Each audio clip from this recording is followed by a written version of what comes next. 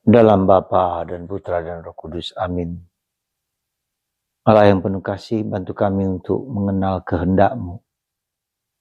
Dan Roh Kudus yang mengilhami, yang memberitahu jalan-jalan yang harus kami lalui. Bantu kami ya Bapa untuk mengenal kehendak-Mu itu. Terpujilah nama-Mu kini dan sepanjang segala masa. Amin. Para saudara, kitab para rasul, ya, kisah para rasul, itu bicara tentang banyak sekali tentang karya Roh Kudus. Roh yang membimbing para rasul untuk mewartakan kabar gembira kemana-mana. Bahkan mereka pergi kemana-mana pun juga karena bimbingan Roh Kudus. Dan saya kira ini suatu perintah juga untuk kita. Supaya kita juga belajar mendengar apa yang Tuhan kehendaki. Apa yang Allah kehendaki. Roh Kudus bicara apa pada kita. Maka 3 hal penting yang mungkin harus kita usahakan, perjuangkan, supaya kehendak Tuhanlah yang harus kita jalankan. Pertama adalah seperti para rasul berdoa. Ya, kita tahu berdoa itu bukan hanya mengucapkan kata-kata, pikiran, perasaan, tapi juga dengan keheningan, doa dan keheningan. Mendengarkan Tuhan bicara yang sangat lembut, sangat halus, dan sangat tidak mudah. Jadi itu yang pertama. Ya, jadi bukan sekedar kita, saya sudah berdoa, saya sudah bernovena, sudah saya berdoa rosari, bukan itu. Tapi doa dalam roh dan kebenaran seperti kata Yesus. Itu yang pertama. Jadi kita meluangkan waktu yang sungguh-sungguh untuk sesuatu yang ingin kita ketahui akan apa yang harus kita lakukan. Yang kedua adalah puasa. Maaf kata, mungkin kita sebagai orang Katolik seringkali menyepelekan soal puasa ini. Kita dalam tanda petik mengejek orang Islam yang berpuasa dengan sangat ketat, tetapi kita juga puasa kita puasa yang sangat lembek dalam arti tertentu. Kita boleh membanding-bandingkan, bukan itu maksud saya, tetapi kalau memang ada dorongan Roh Kudus untuk berpuasa, untuk bermati raga, untuk supaya kita tidak dikuasai oleh nafsu-nafsu, keinginan-keinginan daging, entah apa saja, entah makanan, entah minuman, entah kesenangan.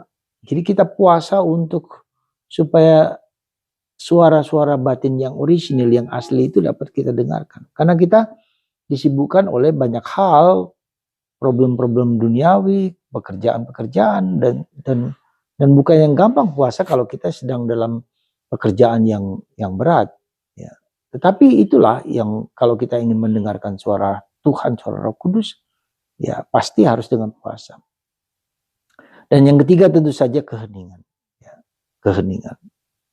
Belajar mencari waktu hening sunyi ya bersama Tuhan dalam ketidakhirup-pikukan pikiran dan perasaan.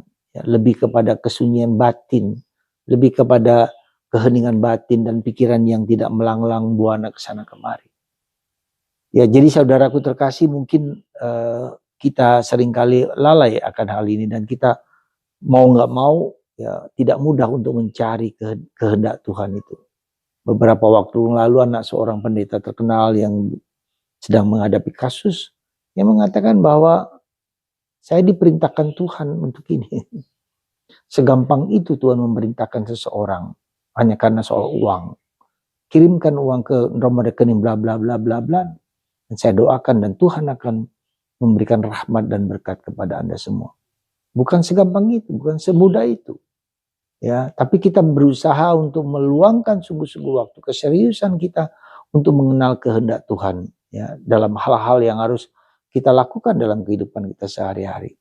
Ada hal-hal penting yang memang kita butuhkan supaya kita bisa berkomunikasi, berdialog dan mengerti Tuhan mengendaki apa atas pilihan hidup kita itu. Saudara, itulah cara kita untuk mengerti apa yang Tuhan kehendaki dalam diri kita.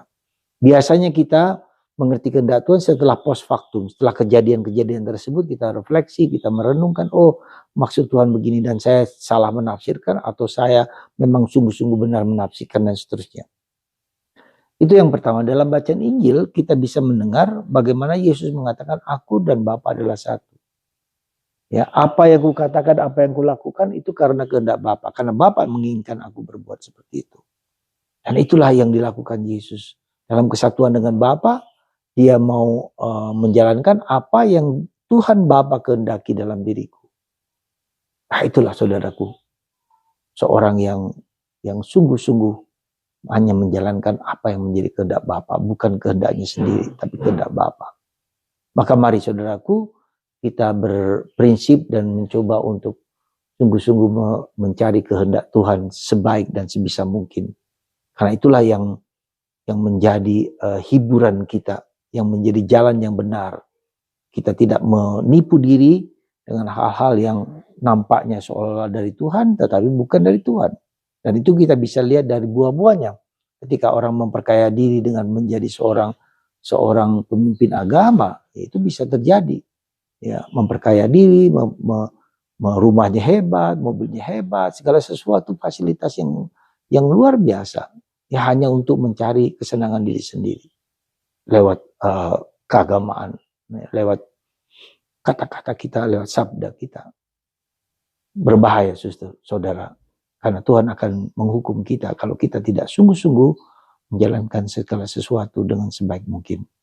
Tuhan memberkati Anda dan saya, dan semoga kita semua taat kepada kehendak Tuhan dimanapun dan kapanpun kita berada dan bekerja. Tuhan memberkati kita semua, Bapa, Putra, dan Roh Kudus. Amin.